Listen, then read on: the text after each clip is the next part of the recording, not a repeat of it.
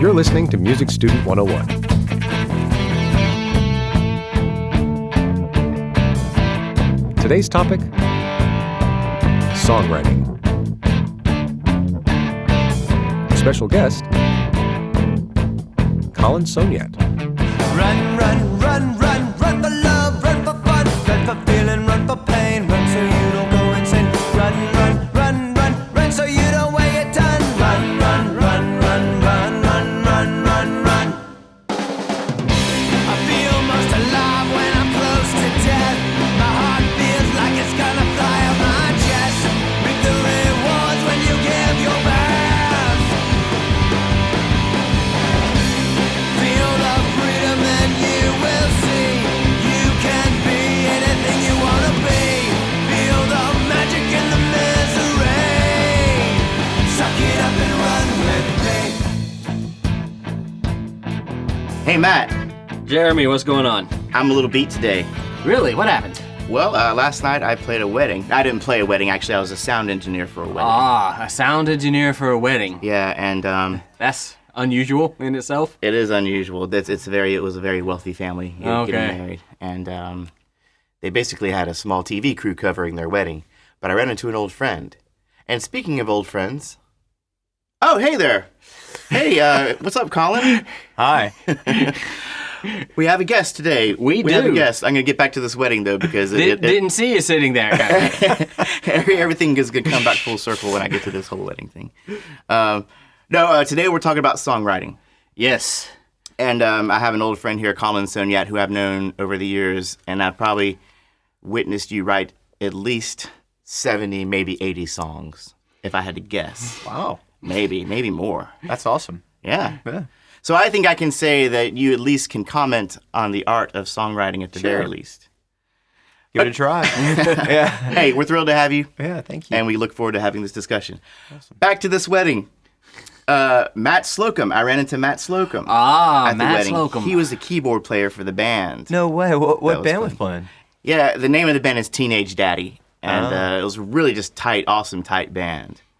You know, it was a wedding, so they were doing a bunch of covers from our generation and some good oldies and classics, and they were really moving people. Really great execution, great performance. But And our longtime listeners might recall that Matt Slocum talked to us about the keyboard and the piano. the keyboard episode. So we did an episode on the piano, and Matt was our guest. I'll have to Special look that guest. one up. Yeah. Now, Matt Slocum played in a band called Gypsy Sun. Mm-hmm. And back in the day when you, myself, and Colin were all in the School of Music at the University of Alabama at Birmingham, our band Tonal Vision would share venues all the time with Gypsy Sun, the band Matt Slocum was in. That's right. Matt has recorded on some of our albums, and I just thought it was kind of kismet that I ran into him the night before, so we can have a fun little thing to talk about before we start our episode. Yeah, that's really cool. I've been calling Birmingham M-Town, as in Music Town. There's this podcast called S-Town. You probably Right. heard of it at least. Yeah. If not, go check it out. It's great. And when people listen to this podcast, they kind of get a view into this little small community and all the characters from this little small community out there in Woodstock, Alabama, Okay. which is not far from Jasper, where I was the other day, last night, where I ran into our old friend Matt Slocum. But so we're learning about all these people in the Birmingham music community Sure. as we talk with them in this podcast. It can be a small town. Yeah. Or at least it can be a close-knit musical community. Mm-hmm. And I think that's not unlike other places. Mm-hmm. Even bigger cities, I think, probably. Yeah, Yeah. I guess the bigger cities still have the communities, but it's just more, there's There's more communities and there's more concentric rings, of these people kind of also know these people who also then know these people, Mm-hmm. Yeah. But where was I going with all that? Either way, so Colin, back in the day, man, and I'm talking back in the day, Yeah. when in 1995, 1994, when we were still in high school, not to date ourselves. Back in the dark ages. Yeah, back in the dark ages, before the times of iPhones and whatnot, smartphones. I played in a band called Paradigm Shift, and we were all excited because we got this gig at Boutwell Auditorium with these other three bands, and one of those bands was Lizzie's Angry Poem. That's true. The band I was playing in at that time was called Lizzie's Angry Poem, and I can't really remember how that gig officially happened, but I don't know if we might have been the headliners, I think. And it was one of our biggest shows to date at that point. It was. Well, yeah, Boutwell Auditorium, Yeah. man, that's legit. Yeah, well, now Matt, keep in mind that sounds really legit, but it was upstairs, Okay. in this like ballroom area or something. So it wasn't really like the auditorium. What is it about really awesome venues having this upstairs part that's significantly less awesome? That feels like It's a all thing. dusty. Right, grungy and right. Yeah. But yeah, when was that? Do you remember? I want to say it was 94? 94 because we were either right before senior year or somewhere in there. I actually thought it was junior. I was thinking about this actually last night, just trying to think about some kind of how my music and bands I played in and stuff has evolved over the years. And I was trying to, and it's hard with dates, unfortunately. But I was thinking, I think our junior year. Yeah, that sounds right. Yeah. So, and then after that, I met back with you in college at University of Alabama at Birmingham, and we both ended up in the same music theory sequence. In that Music Theory 1. But was it a class before Music Theory 1? I think that It was a math class. It was fundamentals. I think it was just music fun. Yep, that was when we kind of reconnected, and I remembered you from that show. And is that kinda how you remember? Okay. Yeah, and Dr. Clemens was our man. Yeah. He was our guy, and I liked that fundamentals class so much, I decided that I was going to make music my thing. I was going to go ahead and get into, because we were just taking our core classes at the time. That's right. So that was pretty early on in college, and then since then, you and I started a band called Tonal Vision, like I mentioned earlier. That's right. And at one point, we even all lived together, which is a funny thing to do. It's a cool thing to do, I think, if you have a band. That's a real test of... I very much recall when you all lived. Oh, yeah, we had a few good study sessions. Yep. Some memorable, some not so much. Some less so. There was the famous Tonal Vision house. Yeah, in that Southside. house was definitely famous. Yeah.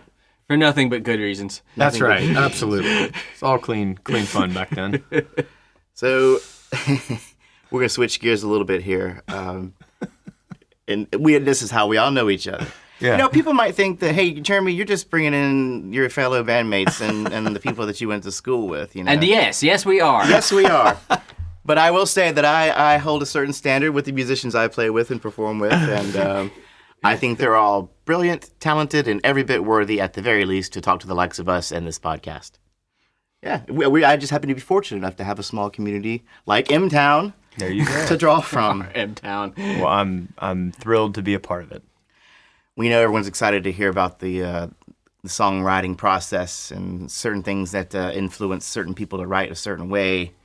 But first, I want to say thank you. I want to say a great big thank you to it wasn't just the last episode, Overtone series, where we mentioned that we're starting this Patreon thing. Right, yeah. Where you can kind of subscribe a monthly amount to help us out with Yep. donations if you want to. Yes. And Keep us in coffee. Keep us in coffee, mainly. And it wasn't 2 or 3 days later, I looked and I saw we have 2 people, Yay! Keith Andrews and Michaela Comine. Thank you guys again so much for your fast response and for your monthly donation. You don't know how much that helps us out. It really helps, and thank you so much. Colin, help us thank Keith and Michaela. Thank you both very much from the bottom of my heart. Yeah. No, seriously, we will do something very soon on Patreon to make it like a special thank you video or something like that. Yeah, We have something that only our Patreon people have access to. something special. Something special. But yeah, y'all didn't give us any time to think of anything. Y'all Yeah, just we went don't. right into it. Yeah, you're already all over it. I so, could think of but- worse problems to have, I suppose, as a podcast. Oh, absolutely. All right, let's get into this episode. All right. So now that we have Colin here, an accomplished songwriter, I guess first of all, we should ask. So, what are you doing these days musically? Where are you right now? So right now I have 2 kids and a wife and a lot of things going on in life. So I feel like musically I am doing what I can to stay connected to it. Right, I'm yeah. playing in 2 bands right now. Wow. Tonal Vision, the band that I've been in for years and years with Jeremy, and another band called Sunquakes. and that's more rock, alternative rock, heavier rock stuff, but original. And that's really the two main projects I have. Neither of them we play a ton, just because of challenges with being, I guess, older and having lots of responsibilities and soccer games to go to and things like that. We can sympathize with those challenges. Yeah. So, I mean, I don't know how to answer it exactly. Basically, if I would love to be making my career and making tons of money writing or playing, performing music, but I guess where I'm at right now is just staying connected to it and still really get a lot from that. Even if it's a kind of a side hobby or a side project, it's really important to me to try to stay creative and keep playing. And I think that's really great, honestly. I've always felt like you don't have to make music your career to derive enjoyment from it. And there's actually kind of a soft spot in my heart for all of those musicians out there who are playing music, not because they think they're going to get famous or make a ton of money, but just playing it for no other reason, just because they want to and enjoy it. You know, I really appreciate those people. Mm-hmm. Cool, man. Yeah, but I definitely feel the same. So I mean, really, yeah. Just I primarily do. I write a lot of the songs. So Sunquakes, we're in the studio right now, recording an EP, and certainly have been a key part of the songwriting process of those. And that's probably I would say what I get the most enjoyment out of right now, although I still really enjoy performing. I don't know about you, Jeremy, but it's still always super fun to get up on stage and, try to connect with people, and that's a blast. It's a fix. It's like something I kind of need to do. Absolutely, absolutely, yeah. There's something about moving people with music. Yeah, no doubt. Speaking of moving people with music, how long have you been... Well, I should just ask how long you've been playing music. Yeah. Because you might not have been performing at 8 years old or whatever. But you might have been. I know. I can't remember. No. So let's see. I guess what happened was, so I moved, I'm originally from Metairie, or New Orleans, Louisiana. I moved to Birmingham between 6th and 7th grade, and I was really into skateboarding, which was really cool to have something when I moved here to start being able to make some friends in a new place, to have something to connect with people with. So there was this small group of folks in the town I moved in, Vestavia, that were skaters at the time. So I made friends that way. And then, there was definitely music was a big part of the skating scene back then. It was really just kind of taking off, skateboarding to a certain degree, I guess getting a little bit more mainstream. And so I was into music, skater music. Oh, yeah? And one of my first friends I made moving here, Lucius Hall, his older brother, Isaac, played guitar, and I thought he was cool. And the cool older brother. Right. So, I was like, well, I should probably, maybe I could start learning guitar. So somewhere in that 7th grade year, I started taking some guitar lessons. And I took from the same guitar teacher that Isaac was taken. Unfortunately, I cannot remember his name, and part of the reason I can't is it was a very short-lived session because he was in the Navy and left, and it was like right when I started taking from him. He was really more interested in music theory and teaching you how to read music, and that was kind of rare for a guitar teacher, at least just kind of as a kid, it seemed like at least. Yeah. And then, I lost a student or two to that. Yeah, exactly. Most kids don't really want that, right? So that was, and I don't know if I wanted it or not, but it probably would have been good for me. But he left, and then I started going to this other guy, and he was more the traditional guitar teacher. He was, he just wanted to kind of teach me songs, or hey, what song do you like, and would figure it out and show me the chords. Really, what he wanted me to do is learn how to play chords so he could solo over them, and show me how good of a soloist he was. But check this out. Exactly. So one day you can do. Exactly. One day Just you keep can be as working on them. awesome as me. Exactly. Right.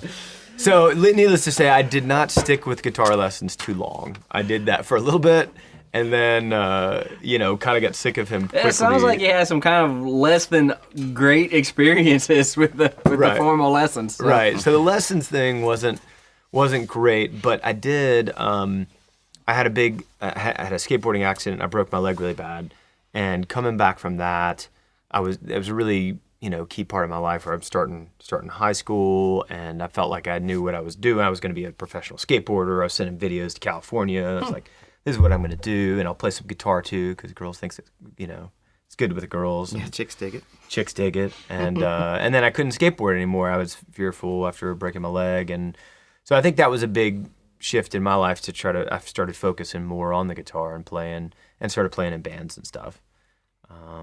If the leg break is, as I recall you describing it, that's not something you want to happen twice.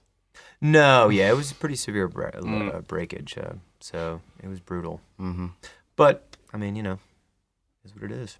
Now I'm a musician now, so yeah, I played basically just started playing in bands, and without a ton of musical lessons, just a lot by ear, I guess. Yeah.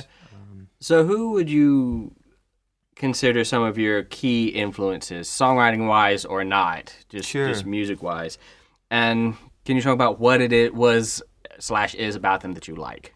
Sure, yeah. I have so many. I feel like I like so much different music, and I have over the years. It's hard to just pick a couple, but I mean, sure. I will if you make me. Mm-hmm. An artist I've really dug for a long time, I'm really into right now, and have been into for a long time is Beck. Yeah. He for some, I really have connected with him over the years, and I think part of the reason is that he has always been all over the place. Mm-hmm. Yeah. He'll put out some record that's like some weird mix of hip hop and rock and disco or something crazy, and then he'll put out an album that's very acoustic based and mellow, with really pretty songs. So I guess to answer your question, Matt, it's kind of like, to me, I think Beck really resonates with me because he's so diverse musically. Right, yeah. And that's, for me, I kind of think of myself as I don't really like just doing one style or something. Yeah, I think all of us who came into music, back in the dark ages of the '90s, I think Beck was a huge influence. He always felt like he was a sound artist, as much as anything. That's a good way of putting it, yeah. He sort of took different textures, which I had thought of as styles before I heard Beck, and then he was looking at them as sort of like colors on his easel or something, and just sort of paint them the way he felt they should go together, and that was eye opening, as for me too, as far as like just breaking out of that sort of siloed look at, well, this is this genre over here versus this is this genre over here, and never the twain shall.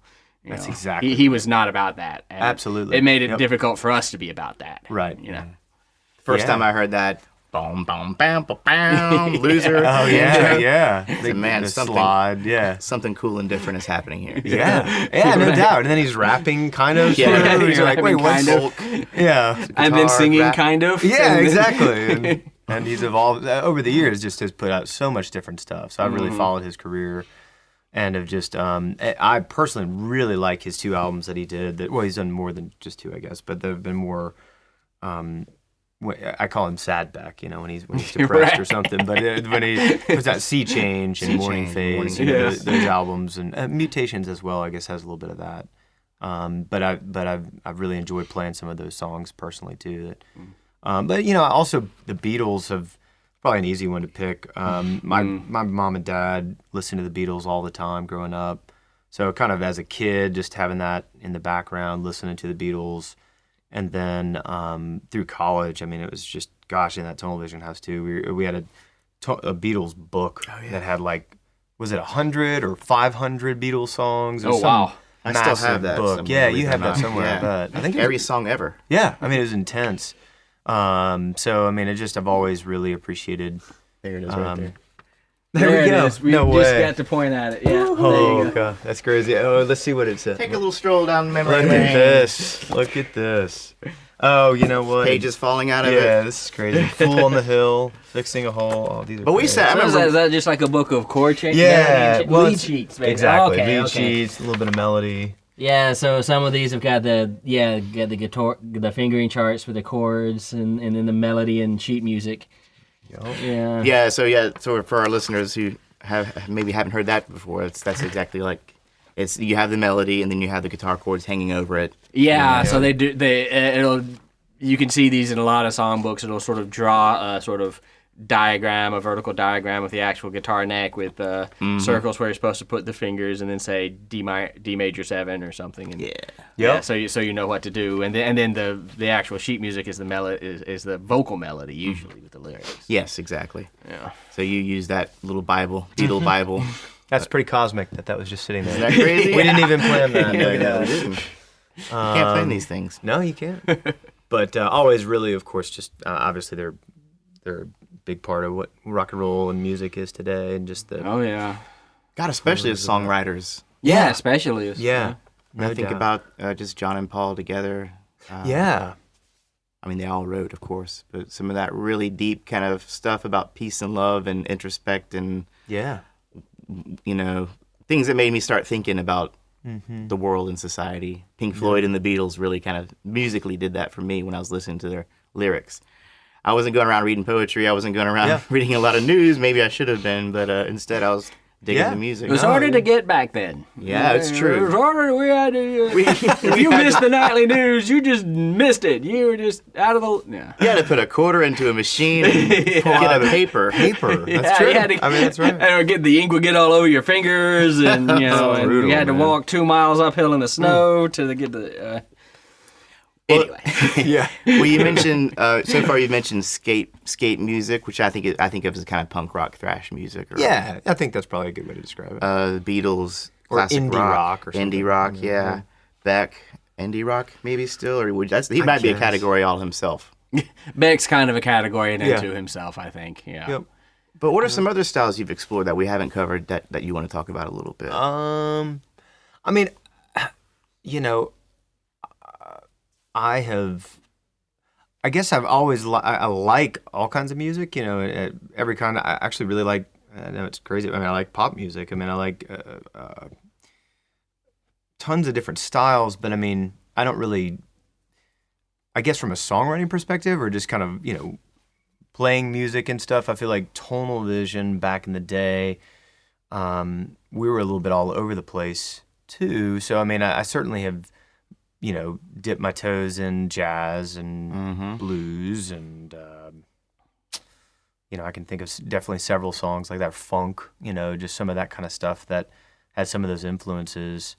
Heck, even the tune that didn't make the cut for Sunquakes, but was a very, kind of probably the most blues-based tune I've ever written. The what's it called?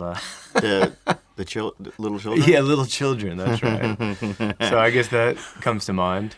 Which, if you guys could hear Colin's Family Man, and then you can hear Little Children right after that, you think, okay, this guy really does have a family. Yeah, there you go. There you go. But, yeah, and in college, I guess I was in the MIDI ensemble and would do some kind of experimental music and just kind of I just had a huge flashback with it. Kind of that still exists. Incidentally, it is called the New Music Ensemble. Is it? Okay. Yeah, I thought I know at one point they called it the Computer Music Ensemble. They've even changed it since then.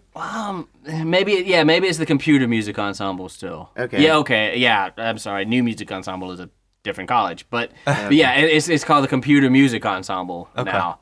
And cool. and it still exists. I know the guy who's currently in charge of it, and they're still putting a concert on every semester. And awesome. Very cool. But at one point, all three of us were in that same thing together, right? Oh, yeah. With Dr. Mike Angel. Dr. Angel. Yes, who originally called it MIDI Ensemble, was never happy with that nomenclature afterwards, and eventually changed the name to Computer Music Ensemble. And we were inspired by using computers to create music. That's right. And this is before computers were used to create music by way of default, where it's just natural and we were a little bit on the edge of something. Yeah, no doubt. But back to the styles, you're saying computer music, and it sounds like you've covered just about every style. or take an interest in. Yeah, I never yeah. heard you do like country, but we've done bluegrass. That's what I was about to say. I would agree. I don't, out of all styles, I would say like traditional country, I don't connect with a ton. There's of course, there's a little bit. But I did go through a phase, we did go through a phase where really acoustic music and bluegrass music and kind of Americana or kind of old time style acoustic music we were really into. So yeah, I definitely wrote some songs, like Gray Skies, just stuff like that are more bluegrass based with a boom chanka beat and, Yeah. So yeah, a little bit of that. Well, we've already gotten into our shared educational past. Yeah. So, and we've talked about this a little bit already, but can you tell us a little bit about your musical education? Yeah. Post bad guitar teachers. Selfish guitar. I kind of giggle, but yeah, no, happy to. I mean, I kind of feel like that's another big part of this is that in high school, kind of going your own way and learning by just playing with people and Sure. Part of that lesson is just understanding how to play with other musicians and get in sync with people. So I certainly felt like that mattered that I was playing in bands. But I also in high school realized quickly that there was a lot of guitarists and there was a lot of bands that needed other musicians like drummers. So I started picking up the drums in high school as well, just mainly because people needed a drummer. So I also learned drums without, I've actually to this day not taken a drum lesson. Yeah. And I learned incorrectly at first, holding it. I was playing left-handed on a right-handed kit and stuff, and eventually forced myself to just play right-handed on a right-handed kit. So I played in it for a few years in bands on drums as well. But again, just kind of without formal education. So when I started college, I think, Jeremy, you might have mentioned this earlier, but I mean, I went to college just because my parents said I had to. They kind of were like, my mom worked at UAB. Right. She was a nurse, so she got half off tuition. I wanted to go to Auburn because all my friends went to Auburn. Right. Likewise. They said, no, go to, you don't even know what you want to major in. Go to UAB, start out. If you want to go to Auburn later, maybe. And I always loved music. I was playing in bands. At the time, actually, I was playing in a band. We were playing at the Nick a lot, and I thought, I don't even want to go to college. I'm about to make it big. I don't need to go to college. I don't even need to. I'm at the Nick. I'm playing at the Nick, man. Exactly. Come on. Hey, at the time, the Chili Peppers and the Ramones. The Chili Peppers That's had right. played at the Big Nick. Fugazi. King's X had played at the Everyone Nick. came by the That's Nick, right. man. The Nick was hot stuff. So Good enough for Flea. It's good enough for me. there Yeah, you go. right. But I mean, so basically, I didn't know what to do. And getting back to that initial story, I mean, I think I took a music fundamentals class, thinking, I don't know how to read music. I don't know how. I just know it by ear. But so I don't know. I'll just see how this goes, and really liking it. And I was really intimidated because I felt like a lot of people in there had been playing their whole life in the band at school, or whatever it was. And Because we were kind of garage punks surrounded by band people who had been reading music and playing music Yeah. that's right. I mean, that's kind of how way I more remember seriously. Yeah, I definitely remember feeling that level of sort of self-consciousness as well, because I had learned to play basically largely on my own in You as well, in okay. high school. And then when I got to college, had these people who could read much better than me. Right. It could definitely be intimidating. No doubt. So, but I'm really glad kind of rough through that. I certainly think that the instructors we had, Dr. Clemens, you mentioned, Dr. Angel, those guys were great. I think that was part of it. It gave me some confidence, and then getting to be good friends with Jeremy and Christian. And Jason Bailey is also in tonal vision, but he went to Maryville College, but he also decided to study music. So we started kind of playing, but we were all learning really the fundamentals of music at the time, so we could, study together and Nerd out together. yeah, absolutely, and kind of foster the desire, the need to not only graduate but also build it organically in a band. And so I mean, really, that's my primary education. I guess in college, of course, I started singing in concert choir. I really enjoyed that a lot. That was cool. Yeah, there's something really cool about singing with the choir when your voice is buzzing with their voices Yeah. and all the harmonies are going on. It's a cool experience. Yeah, I mean, I remember that first. Were you in that? I don't know if you were in the same time I was, but the first performance we did with Henry Panyan was the director, and it was the first. I think it was the first performance at the Alice Stevens Center, Oh. Wow. and we did Mozart's Requiem. Oh. No, With, I would have symphony. remembered that. It's a lot to take on. It was intense. I mean, I remember just being super nervous, and but just that's a beautiful piece of music. It was just sure. it was a really cool experience. It was a cool Yeah. experience. So anyway, as I've done some of that, and I don't know, does that answer your question? Yeah, Just the college education experience. Yeah. And those things that all helped you. I mean, Absolutely. in choir, I was emboldened. I was like, okay, this guy says I can sing. Right. I know no one ever told me I could sing. I didn't ever tell myself I could sing, but then I learned, hey, maybe I Right. can sing, and that's when I still don't consider myself much of a singer. I'm the exact same way. I mean, I feel like I sing by default. I never, I just was like, well, nobody else, I guess I need to be the lead singer. Nobody else is going to do it. So. Exactly. Yeah. Christian left. I guess I have to, or whatever. So, no, I You totally weren't trying out for agree. American Idol. No. But, I will say, I also think, and I think I've already said this, but, us playing together, or whether it's the two of us or me playing with other folks, but playing with other musicians and different styles, I mean, I really think that really helps you in the long run be able to connect with people and understand kind of when to talk, when to listen, Yeah. It's a very symbiotic relationship playing with other people. absolutely, yeah, And no doubt. it's easy to forget or not understand, what it's like to not only have to be your musical self, but be your musical self in conjunction with other musical selves. It's a whole different experience. Yeah, no doubt. Any favorite ensembles when you were in college? I know you mentioned the concert choir. Yeah, I would say concert choir, and I guess MIDI ensemble are the two that popped to mind. Really, I really enjoyed. So I guess we were supposed to talk about songwriting. I don't know if I've done that yet, but part of We're that getting was there. exactly part of it is that in MIDI ensemble, I was at that point I was writing a lot, and I don't know about you, Jeremy, but when I think back about studying music in college and stuff, I think this kind of ties into like what inspires a song or how does it happen. Well, a lot of it, at least for me at that time, was just if you were learning a certain style or you started to understand something musically, I would write a piece of music of some kind, whether it was just a little ditty or a song or something that was inspired by whatever I just learned. Yeah. Do you know what I'm saying? So Yeah. There's an imitation phase. Absolutely. Where it's like I hear this, I feel like that, I really like that, so Right. I'm going to go try to replicate that. That's exactly right. Yeah. So I did a lot of writing then just based on that. Now I understand odd time signatures, so I want to write a song in 7/8. Yeah. Why not? Or why not? Exactly. That's cool. Or how about a song that does a measure of 11, and then a measure of 10, and then a measure of 9, and then a measure of 8? We did a lot of that stuff. This yeah. famous temporal experiment of tunnel visions. That's right. I think we called it 11-8, spelled A-T-E, didn't we? I'm pretty sure that's right. Because there was no other way to spell 11. Well, of course.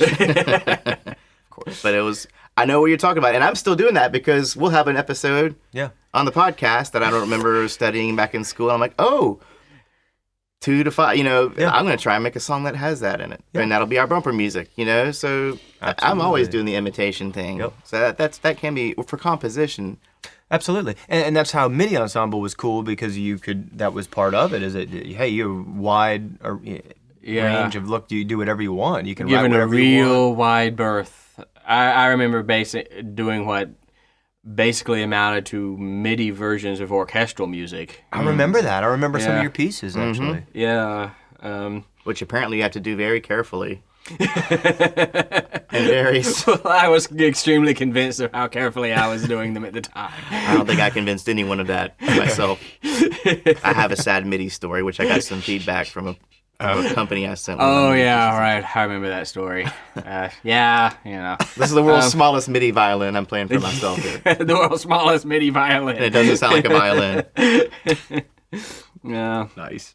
I remember writing big string patches and then having like a live violinist play You know, so there's like the live violinist versus the big, kind of fun. But yeah, we were given a wide berth to sort of just explore, and that was important. Really cool. I know, and Dr. Angel definitely was a somebody that gave me confidence to do that. He was really helpful and kind of encouraging me to do that kind of stuff. Here, we'll put something in the computer, but then you put some of this live elements to it. Yeah.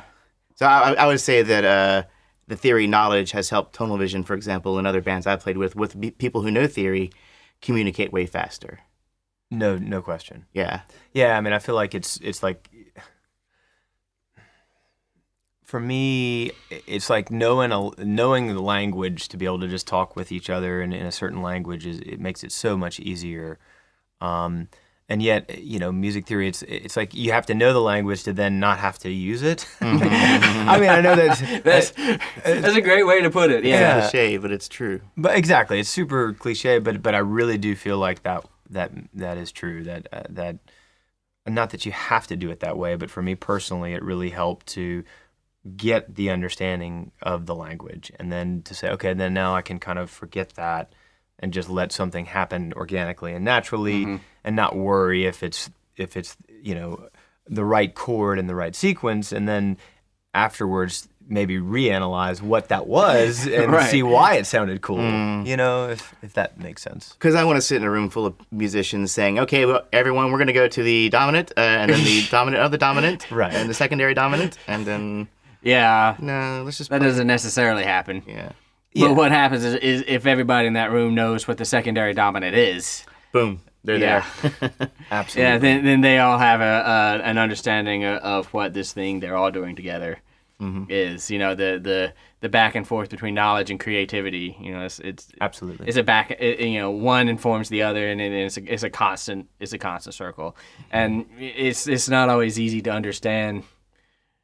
Well, I am going to, write a secondary dominant here. That's not always necessarily what happens. Right. But your understanding of what a secondary dominant is informing what you're wanting to write and what options you're aware of as you're writing. And well, I think that's right. I think from a songwriting perspective specifically, it's also really helpful for me when I try to do something that's organic and it, it's just some cool riff. Or something that it's just like the vibe of.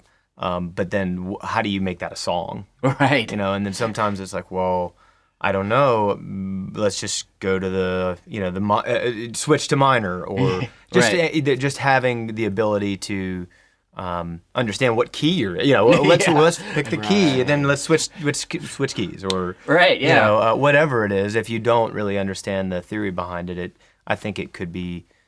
Or maybe I should flip that and say it certainly helped me in songwriting. Yeah, absolutely. We've had a few listeners write in saying that, at first they was just kind of like they're just grabbing at things. They were like, I don't know why this sounds good with this. Yeah. But now that they're learning more about theory, they're actually saying, oh, this is why A minor in the key of C sounds so sounds cool. Good together. Yeah, and I think that's a very common experience. It was my experience too, is that I was no longer sort of stabbing in the dark. Yeah, like, well, maybe this will be good. No, well, maybe this. So now I have a little bit of an idea of, well, what will sound what way. If I put this chord after this chord, how will that sound versus if I use some other chord. That's exactly right. Absolutely. Yeah. So I mean, I can think of numerous examples in songwriting where that's just been that's been the case. It's like, well, naturally the minor chord here, that A minor is just going to be the natural progression. Anyway, speaking of songwriting, speaking of, so do you remember your first song ever that you ever wrote? I don't mean to just crap out on you. I mean, no, not exactly. I'm not sure if I could. I mean, it's kind of. I mean, yes and no. Like I remember, I remember listening to my dad played a little bit of guitar, and that's kind of who I started. He played the first song he played for me was The Fox, some traditional tune, which Tonal Vision actually eventually played at some point. I imagine Chris, your dad, was delighted to see us play that. Yeah. Oh yeah. I think so. Yeah. But, it really wasn't that long. I got into guitar lessons and, I was just having this guy show me random songs or songs that I would bring in. And that wasn't very exciting. So, I immediately just started gravitating towards just wanting to do my own thing, just kind of noodling or putting chords in different positions and stuff. And I remember playing with a few guys, I think my freshman year in high school, and we did write a couple of songs. So that's where I guess that would be the first time. But I really, they were so just kind of whatever. They weren't really songs, little ideas here or there or something. I wrote it, the first song I remember writing was with Melissa Shelley. Oh, Melissa Shelley. And it was called Stay Friends With Me. Really? Okay. I think I was a sophomore or junior in high school. Huh. And I don't really remember it, unfortunately. I mean, I kind of sort of remember a little of it, maybe the chorus or something, but yeah, that was kind of I think that was probably my first stab at trying to write a song. Because really for me, to this day, I'm much better at composing a piece of music. And but what I really like doing is the challenge of actually writing a song. So Melissa Shelley is a friend we had back in college that is no longer with us. She left us way too soon in a tragic automobile accident. Oh. But Yeah. she was a really prolific songwriter. And not long before she passed away, I had to record 9 or 10 of her songs that she wrote. And I was able to give that to her dad. But she was a really fun girl to play music with. Yeah. I remember collaborating with her a lot with Tonal Vision.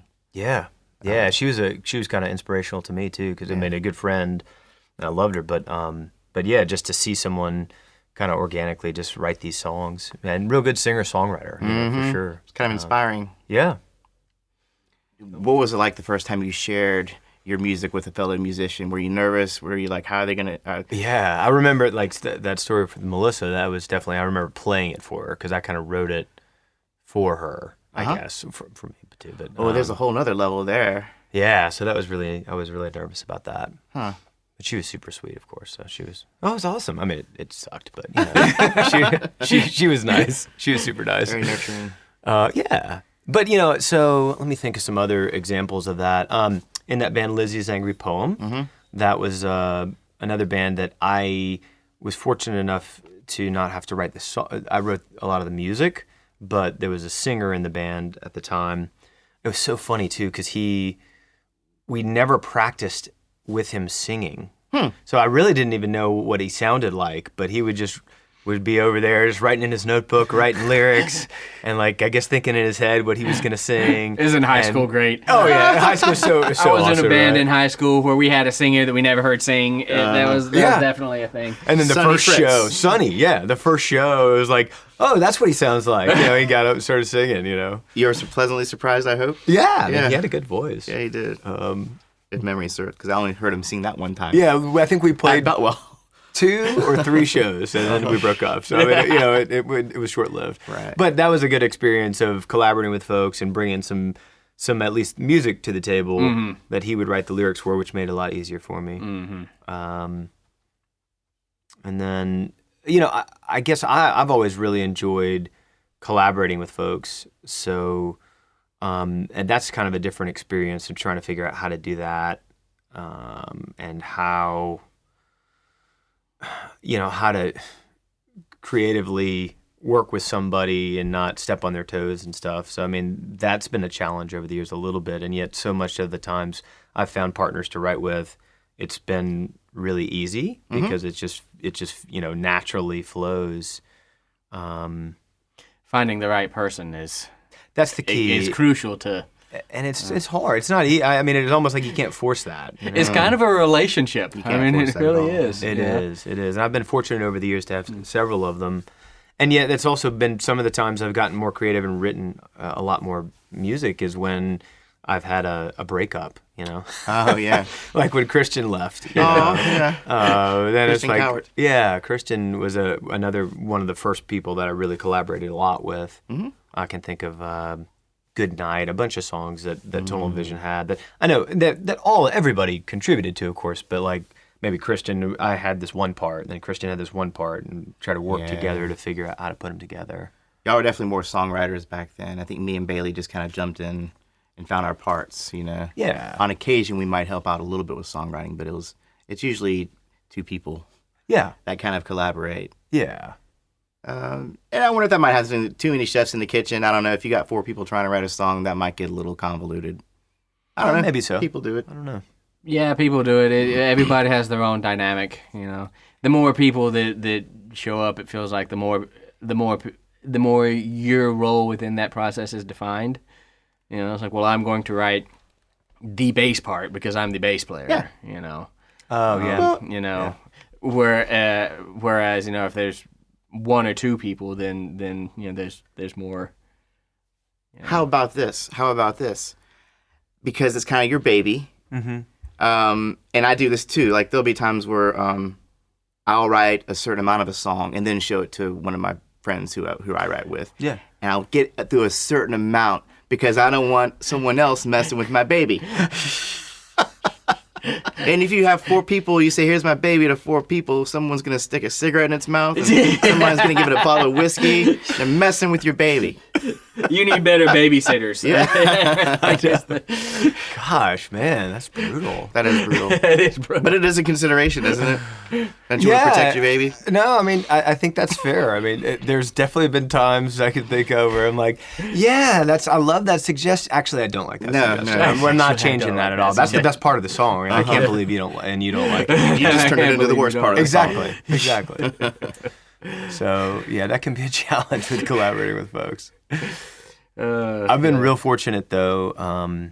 For several years now, a friend of mine I collaborate with, but just on lyrics, because that's to me one of the parts I feel like I'm self-conscious about. I'm not as prolific. I don't just constantly write poetry or something. So, I've written plenty of songs, start to finish, the music and the lyrics, but a lot of times I come up with the music and then I don't have the lyrics. So it's been really cool to have a partner, Bob Barker, that what we do a lot of times is I'll bug him a lot. Hey, I got a bunch of music. I need some lyrics. Let's get together. And we finally get together, and I'll play for him a song, and I'll sing to him what I think the melody would be, and I might have a hook or like a lyric or an idea or a vibe kind of thing. Yeah. And so I'll give that to him. I'll sing along, and then he starts writing and takes that idea,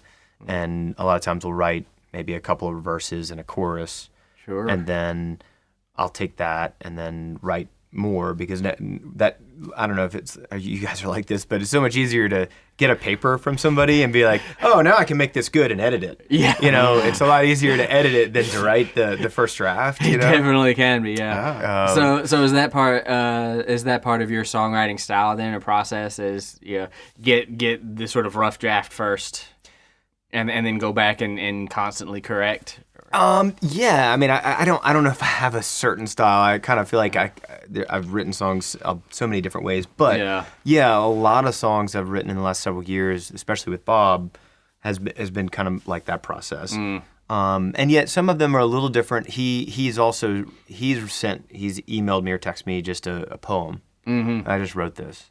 I have no sound or key or style to go with, and I've just taken the poem and written a song. I remember "Swinging at Shadows" was a poem he sent me, and he actually did give me a little bit of he envisioned it being this certain way, which was kind of jammy and funny.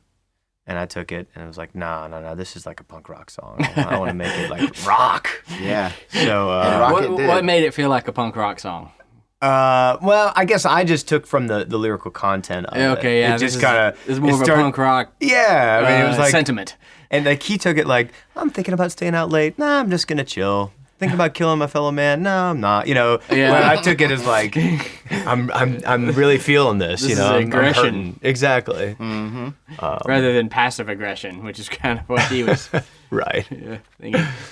So, so I mean, some songs have come out like that. And then again, sometimes, you have something happen in your life and you just want to write a song. So I've written songs that way too, like Carry On is on our new Sunquakes EP.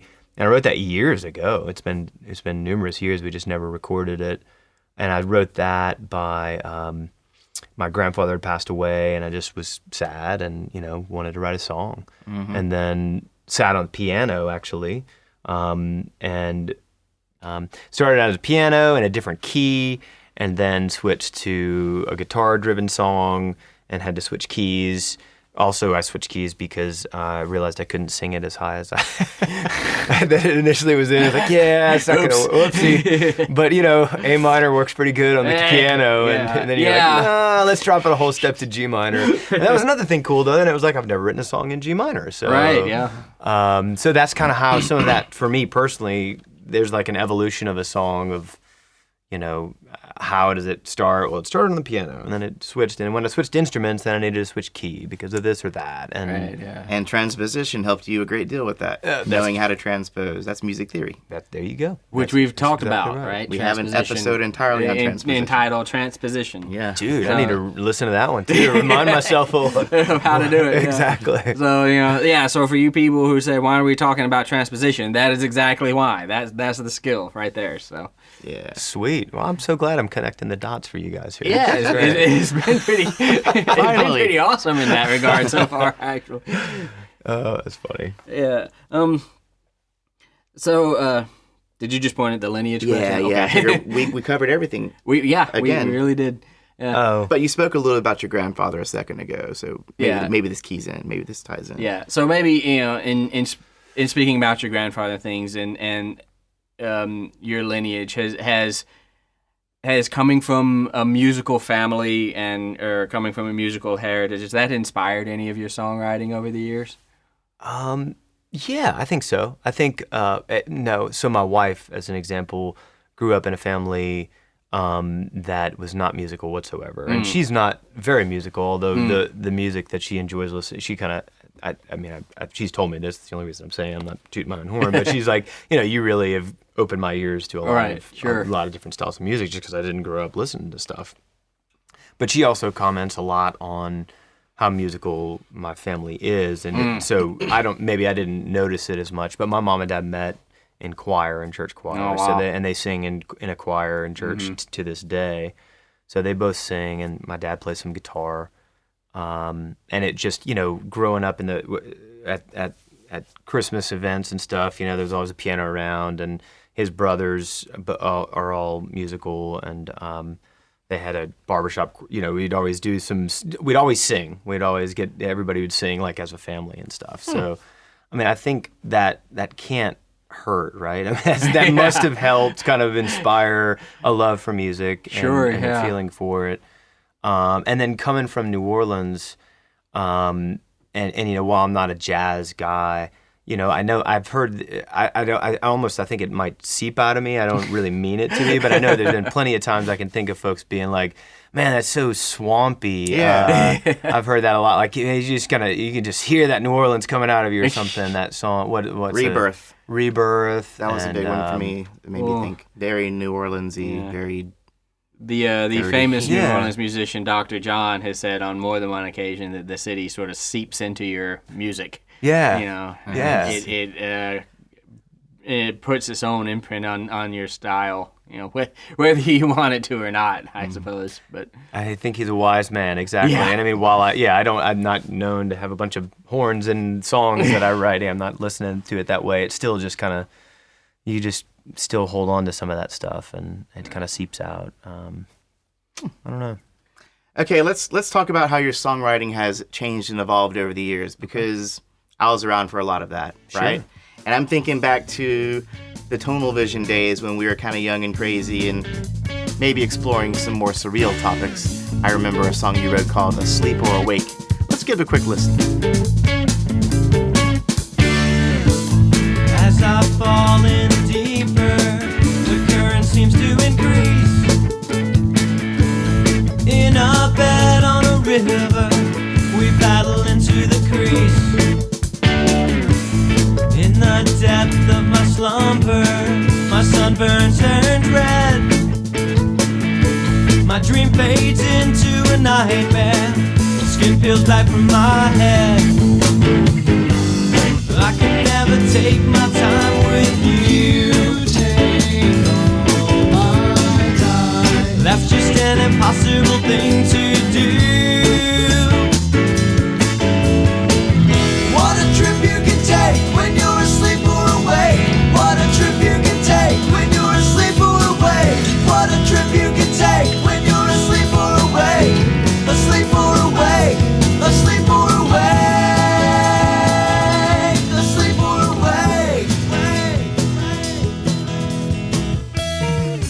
So I think you mentioned something about the skin peeling off of your head and the lyrics, what a trip you can take when you're asleep. Or Colin, was that song about drugs?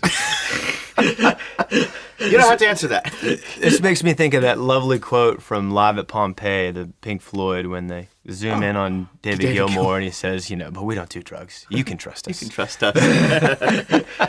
But if I didn't know you and what a responsible individual you are, I would have thought that this song was written by some kind of, or somebody who was in this carefree psychedelic days, right?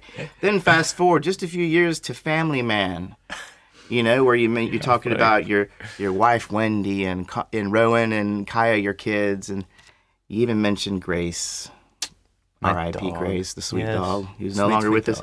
But you reveal it was a very sensitive and a very honest song, about your family and how much you love them and care for them. Yeah. Family Man, a quick listen. Kaya is my daughter, Rowan is my son, Wendy is their mother, and you know that I'm not done. I got a dog named Grace, and though she's rather old, she can still chase the ball. Man, my life is gold, I'm a family man, shucking corn and playing games. I'm a family man, just a little bit insane, yeah.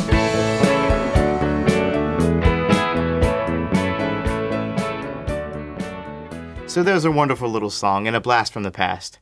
Now let's go a few more years into the future, and we have Burst in Flames, where I'm still not sure what the hell you're talking about, but you sound kind of pissed.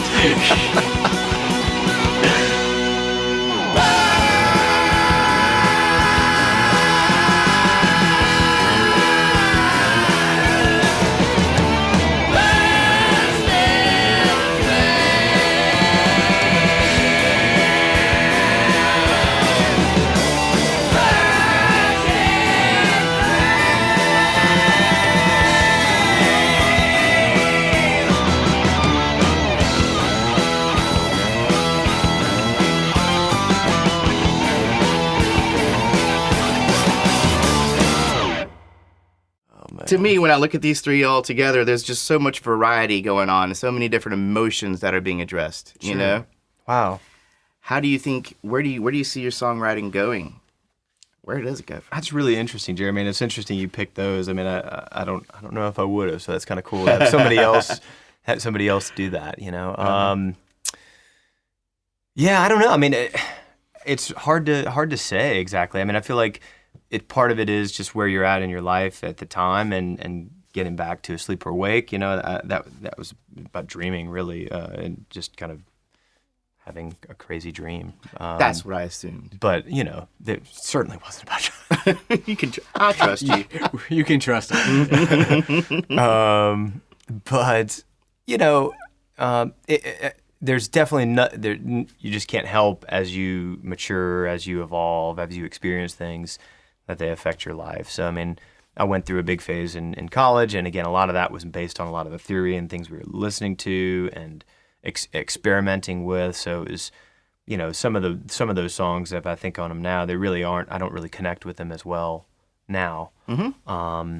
And then I went through a phase of not really doing any songwriting right as I had kids, because I was just freaked out by having kids, and so, oh my gosh, I've got to change diapers and stuff. And then coming out of that was where I started writing a lot again, and starting with Family Man. And that was really just started by, I mean, of course, now I have these kids and I love them and stuff, but that I was trying to just sing, I was just playing a song to my daughter. Mm-hmm. And so it was just Kaya's my daughter, and that's just how that's how that started, really. And she dug it. And that inspired you. Yeah. So that happened, and then, certainly as I think of myself as a pretty happy person, but I have anxiety. I have there's cause for anxiety. Exactly. The world around us gives us plenty of cause. Exactly, right? And as you get older, you have other different types of worries. I worry about my kids and paying for them to go to college and, all kinds of stuff, right? Retiring. What am I going to do? Mm-hmm. So, I guess I probably do have it's a way to get some of that frustration out, maybe if you're frustrated or angry.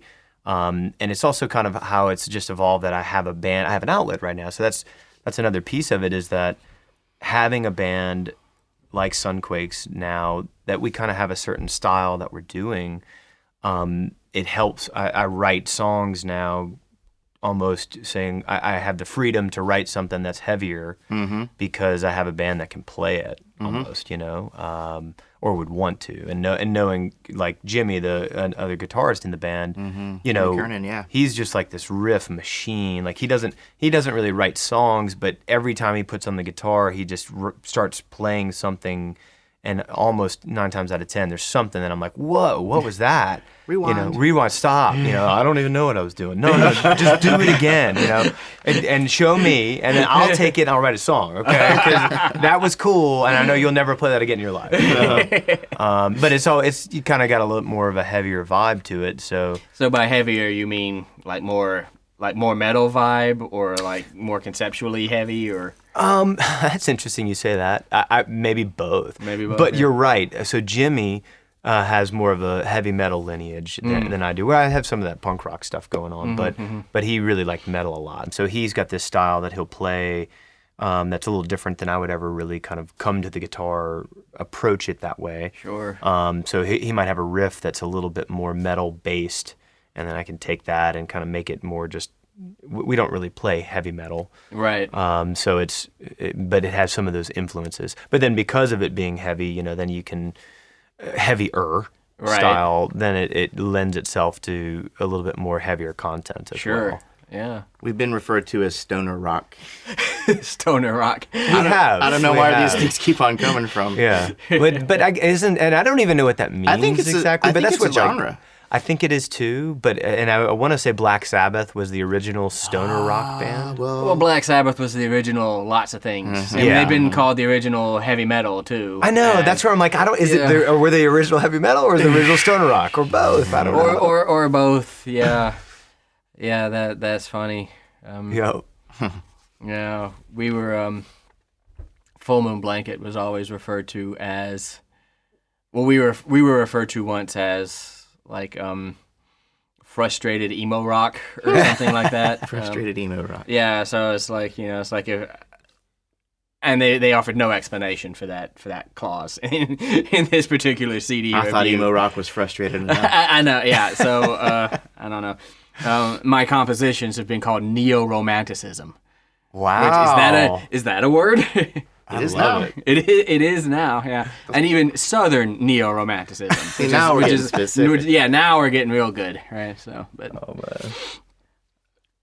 attaining and maintaining the skill of songwriting, Yeah. other than just try to write songs a lot, Yeah. which is always the first piece of advice. Yeah. Are there any good exercises for doing that, or any good advice you would tell somebody who wants to be a better songwriter? I mean, I'll try. I think you said it first. I think, like anything, that repetitions really helps. Mm-hmm. So kind of trying to force yourself a little bit to do it. I guess my advice would be that to not worry too much about if it's good or not, or what style, or, does it meet this threshold to proceed? I like just... If there's some little, I almost, you just take anything that comes, you're just noodling, whatever, you're just practicing. You just do any little riff or chord progression or anything that remotely catches your ear, take it. Try to come up with a part B, a chorus, or Where would this go from here? Absolutely, exactly, and again, I guess everybody has different ways to go about their songwriting. So does it start with lyrics? Does it start with the music? Do they just naturally explode together? For me, that's pretty rare that they just naturally all happen at once. But occasionally, that might happen where I think vibe is super important. Like what's the feel of whatever that riff was? Yeah. And then that usually would inspire some type of lyric. I'm trying to think, like American Anthem. It just sounded like an anthem of some kind. So and then that inspired this kind of sarcastic American patriotism kind of thing happening. But it started because it just kind of felt like an anthem. That's funny. That's very ironic, actually. Yeah. Here's one thing I was kind of inspired by. There's a songwriter named Stan Rogers. He's a Canadian folk singer. Cool. And he seems to have a very profound ability to put himself into the shoes of other people. So he might write a song about a farmer in the fields dealing with bugs and problems people don't think about. Or it might be, a woman looking in the mirror saying, God, I'm getting old. Look at these wrinkles. Yeah. Things that this man's never really had to deal with. Well, he might actually have a farm. I don't know. But, just the ability to tell these people's stories. I guess I've always been really impressed by his ability and the empathy it takes to look into these different conditions and problems from all walks of life, to effectively tell their stories. It's not unlike a novelist. And I think that's kind of a cool technique for songwriting, or just I found that kind of inspiring. That's interesting. I haven't really thought. I think that makes a lot of sense, and I'm going to try that actually. Yeah. But I feel like I guess I might do a little bit of that when I collaborate with somebody, and they throw out some lyrics. I read the lyrics, and then a lot of times I don't even understand. He doesn't explain to me what they meant, but I just use that. And whatever they mean to me, then and then I can continue to write lyrics kind of with that mindset of, okay, so this person's having an issue with this or whatever it is. So I guess it's kind of similar, but I really like that style of trying it. And he might take what you did with it and say, oh, I never thought about that. Mm-hmm. Look at what we came up with. Yeah. Very cool, man. So, being a composer, I feel compelled to ask this for everyone. Do you compose, other than songwriting, do you ever compose music, instrumental music, or?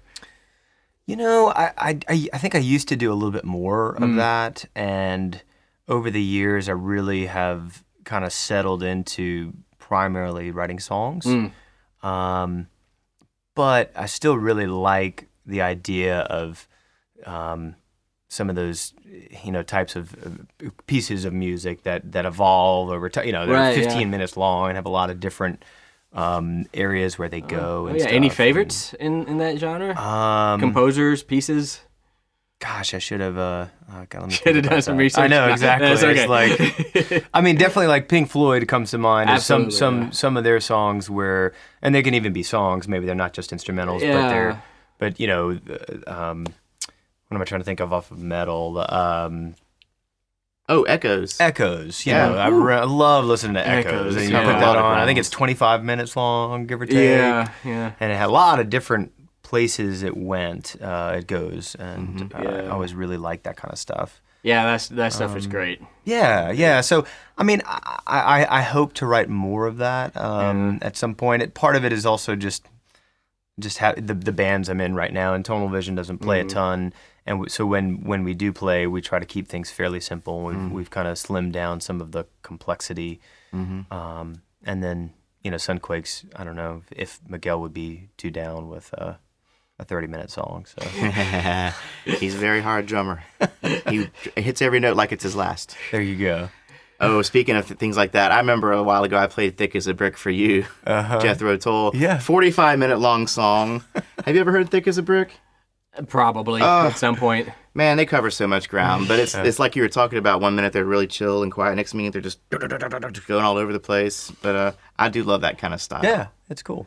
But that does remind me more of composition, like the classical composers. Yeah. Because that kind of music was made to be sat down and watched and listened to. And paid attention to. And paid not attention as to background noise. for 20 to 45 minutes.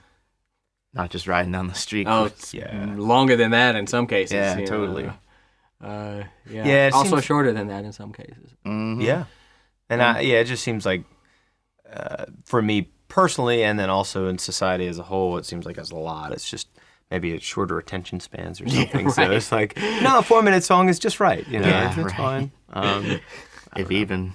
I think my average is 7. Mm-hmm. I think my average piece is 7 minutes long. I have a couple that are 11 and a couple that are 5. But That's short attention span for the classic music. that's short attention Yeah, span for exactly. classical music. I Yeah. think. Yeah. You gotta cater to the That's crowd. right. Well, we kind of covered his favorite composers or compositions. I kind of stole that one. My Oh, bad. that's no worries. I'll just steal the next one. Okay, do that.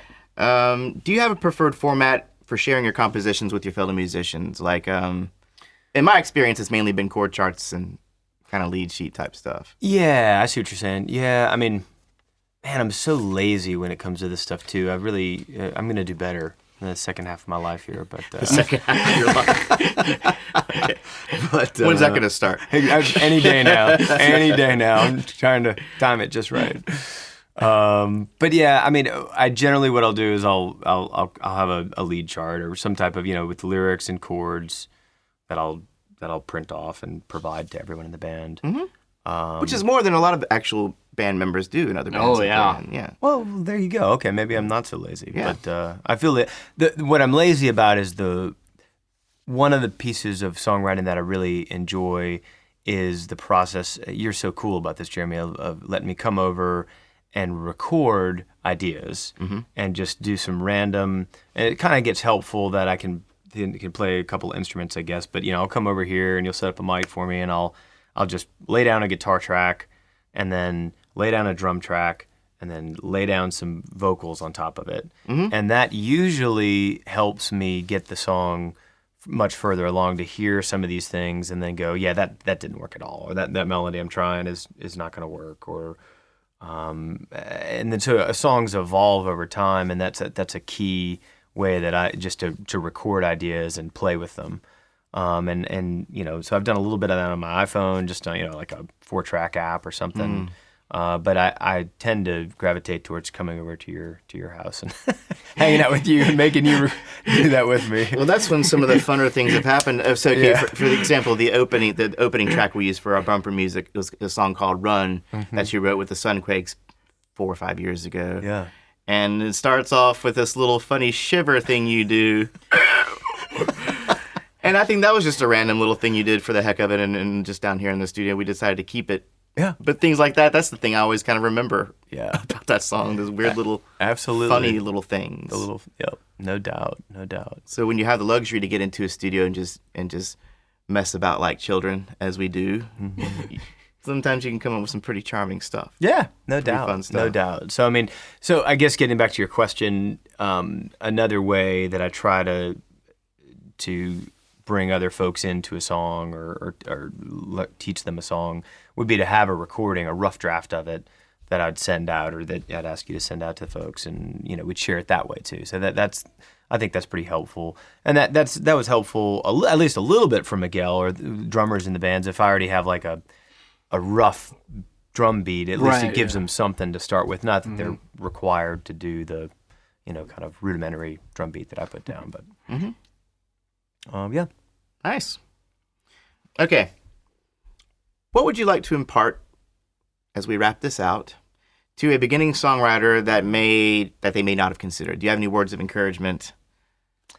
I think I kind of said it earlier. Maybe just to not get hunkered down too much about the quality of it. I think there's been times in my career that I have had been less productive because I've thrown away too much stuff. Said, yeah, this is crap. This isn't good enough. Or This isn't cool. this isn't cool. Or this is too common. This is just 1-4-5. That's just it's been done. It's been done a million times. There's usually a reason when something has been done a million times. Because it sounds good. You're exactly right, man. You just listen to the radio. It's amazing to hear what every year is popular and what makes it, and it almost always has these common chord progressions in it, or just these little hooks that you're like, I've heard that a million times. 1-4-5, circle of fifths. Yep, you're exactly right. So maybe that's just to not throw it away just because it's too simple, or it's not cool, or whatever. And just try to go ahead and see it through, and you might throw away the song eventually, or not ever put it on an album or something. But the practice of doing that, I think, is really helpful. I think age and experience kind of helps with getting over the whole cool thing too. Because now, as I sit here in my cargo shorts, I clearly don't care what is cool. We no longer care. I just do it, man. And it took me a long time to be like, well, okay, someone's definitely done this before. Just don't even bother. Now I'm like, okay, well, maybe someone did do it, but I'm going to go ahead and do it, record it, copyright it, and if someone comes to contest it, then we'll address it then. Until then, I'm going to put it out there and just have it out there. I just wish I knew that this was a podcast. I thought y'all were going to videotape me, so I dressed up in my nicest suit, so I feel a little uncool now. What, the Who Dat shirt? I was just kidding. Now you do clean up nice. I've seen you. You can clean up nice. It is a little bit of a running joke that I'm often coming over here after spending all day teaching. Yeah. So, I am not dressed to the nines necessarily, but a little dressed up. A little dressed up? Yeah. And since summer break has started, I'm just jeans and t-shirt. Jeans and a t-shirt. Yeah. You look very comfortable today. I am very comfortable. Thank you. Very casual atmosphere we provide here at Music Student 101. Yeah, absolutely. Hey, man, I really appreciate y'all having me. This has been fun. Oh yeah, it's been great for us too. Yeah. Right on. Yeah. So, advice on working with other musicians or songwriters. Boy, I think Matt, I think you Collaboration said in this general. earlier. It's so hard to force the collaboration part of it. Yeah. I mean, it's just maybe if you do just go out on a whim and find meet somebody that also plays Yeah. music and that might be interested in getting together and let's try to write a song or something. Right. Yeah. If you guys aren't copacetic, it just doesn't immediately It really happen. is or almost like something. giving advice on dating. Yeah, exactly. It's kind of like maybe it's just like let's just move on. Yeah, let's just find somebody that does seem to click with. That They're a you great have person and some- everything. It's just we didn't didn't the click kiss right. at the end was just a little Just a little controlling. I don't yeah, know. exactly. It was a little too dry. A little I can too handle dry. this. Yeah. I don't know. That's a good point, Matt. It's very much like it's so interrelationships between bands and musicians can be so similar to Yeah. relationships and general friendships. Yeah. Yeah, Maybe try to be. I mean, when you do have a band or you have folks that you want to play with or you want to write with, I mean, I certainly, I mean, trying to be understanding or maybe kind of letting your ego down a bit is can be challenging. But to step back and listen, sometimes receptive. Yeah. Yeah. Be receptive, open-minded. Yeah. Try to work on yourself being the person who can leave your ego at the door for the Yeah. sake of, Yeah, because I mean, and I've struggled with that over the years too. It's not like I'm perfect at that, but Oh yeah, none of us are. But I do think it helps. I mean, if you can, so even if you said this earlier, Jeremy, like if you love your idea and you're really passionate about it, but you still are open to, all right, so what do y'all think? And somebody says, that part is too long. I want to shorten it. My immediate reaction is you're an idiot, but I try not to say that, and I try to say, all right, let's try it shorter, and then I'll prove to you that you need to see it my way. You are wrong, idiot. So it almost makes me glad to be in the world that I'm in most of the time now, where it's like you play the notes I wrote. I did not hire you for your opinion. No, you man. play the notes. It is Not scored. that I'm ever like that, but But you could be if you want. I could be. But you could be. You have the right to, by golly. No, that's cool. That's cool that you're in there. Usually when they do that, I don't like it. So it's better to collaborate. Anyhow, how can people find out more about you and get their hands on your music? Do you have like anything available on iTunes or SoundCloud? Yeah, I'll have to do a better job. But yes, Tonal Vision has a few out. I mean, we have several albums, but I don't think they're all available. But at least a couple of them are available. Excuse me, on iTunes and Spotify, and kind of all those. Yeah, I think I remember seeing Odd Times on Spotify. Yeah, so some of that stuff's out there. Sunquakes, we put out one album, and I believe that's available in all those kind of spots too. Is it SoundCloud as well? I'm not sure. I'm not sure if Sunquakes is on SoundCloud. I have to look into that. I know. Forgive me. I should know. Well, SoundCloud tends to be more people who just kind of write their own stuff and send it out without like official albums. I don't think. Oh, right on. They're Yeah. more just kind of independent songwriters You can put individual tracks from an album on there. or a whole album. Yeah. They have sort of playlist features, and you can organize tracks by that and put a whole album on. But I know I didn't do it, and I'm pretty sure Jimmy and Mickey Right. I didn't mean, that's do it. where again it get back to my laziness and some of that stuff. But that being said, Sunquakes is recording this new EP. I'm really excited about it. We're working with this producer and I don't feel like I've really had done that in the past. No, really not. We haven't. I mean, we've had an engineer where we produced our own thing. Yep. But we haven't actually had someone Okay, so back to these suggestions you're bringing up a little bit earlier. Yeah. These little, okay, well, I'm an unbiased source. I'm not a part of any member of the band. I'm not a part of the band. I just want to hear good music, and I think I have an idea of how to make that happen. Yeah. Maybe this part is too long. Maybe the harmonies are a little weird. Maybe you say this instead of that because it rolls off the tongue better. You know. Yep. These are some of the experiences we've gotten with Brad Lyons over at the Boutwell Studios. No doubt. I mean, all of those are examples of things that having somebody that, you got to trust them a bit and have that relationship, but I really do. I think he's a really good guy, and I think he knows music really well, and he knows music theory, and that's also really a nice, Very helpful yeah. piece of it, that he can, understand what you're doing musically in a song and why you're doing it, and why it sounds good, and why this part might, if you just change this, it would sound better. It just allows them to communicate about the music with you. Absolutely. And when you don't know theory, it's so much easier to find yourself just unable to communicate about the actual music. That's just this sound thing sitting here. Yep. Right. Yeah. Just like you were saying earlier, it's like you'd have to say, just keep trying different things. Just keep trying different things until it sounds right. It strikes me. I always seem to notice when music critics who are reviewing a CD or something can only talk about the lyrics. And they never really mention the actual musical notes of the CD they're supposed to be reviewing. Yep. And I always kind of wonder if that's because he just doesn't have much of a theory background. And there's, it's just right. kind of, Yep. But, I've definitely heard music critics talk about a CD or a new band or something, and what they are able to talk about is the words. Right. They're not really, they don't ever really mention the music.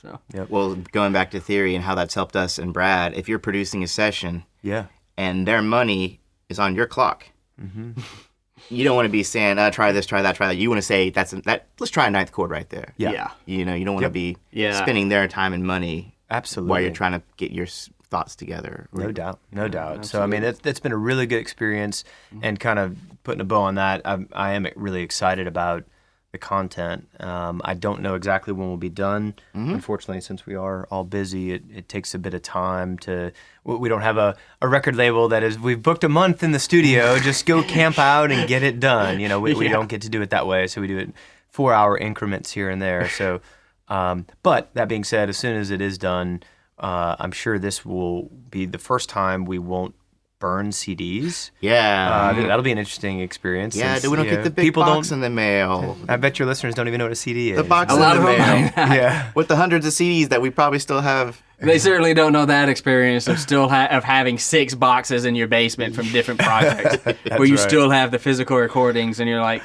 just take these. Exactly. Anybody who comes over to your house is like, please take 10 of these. That's right. Get them out of. Yep. Jehovah's Witness, I got something for I you, got something buddy. for you. Christmas gifts for the rest of my life. Right. Here you go. Have you heard the good news? My band has a new album.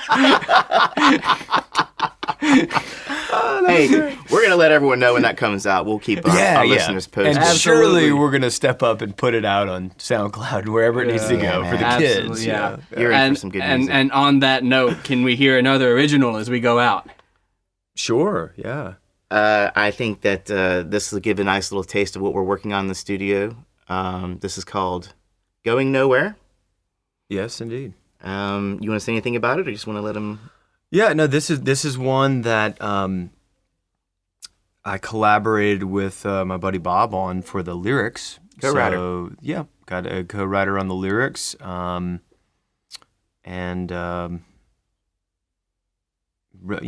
just kind of excited about how it's kind of evolved over the years and where it's at now with Sunquakes. And it's pretty rocking. Hope you like it. Thanks again for joining us, Colin Soniat, songwriter, musician, great friend. Aw. Thank you both for having me. I really appreciate it. This has been cool. Well, It's been a thank lot you of for fun. coming. We always love these, and we will see you again soon.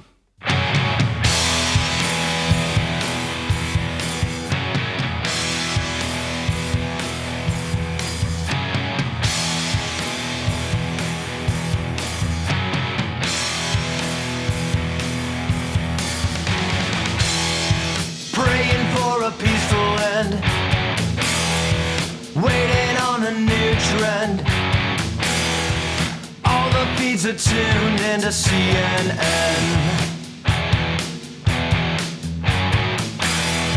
Check with the president for the legal precedent.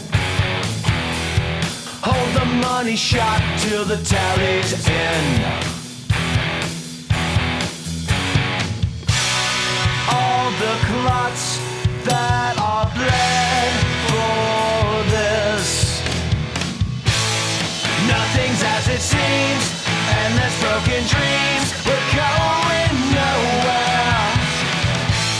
It's nothing but a crime, but it happens all the time, we're going nowhere.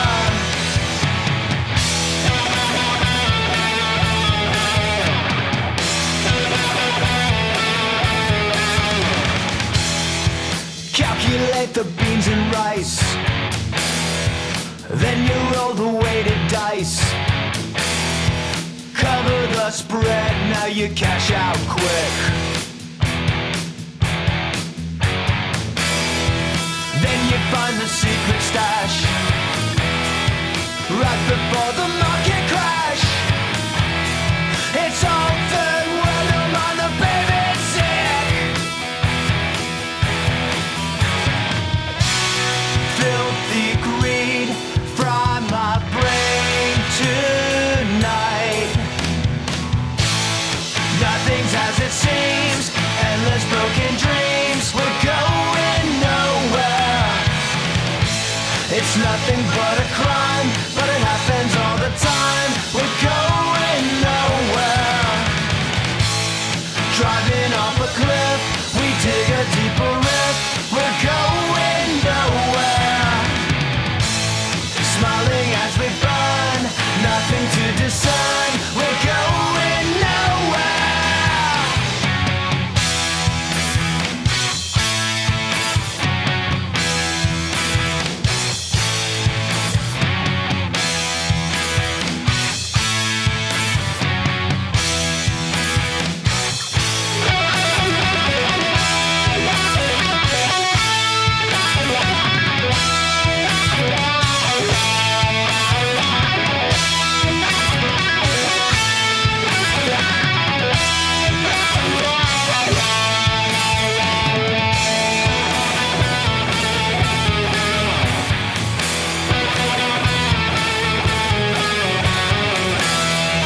Practice your superlatives, taking what the defense gives.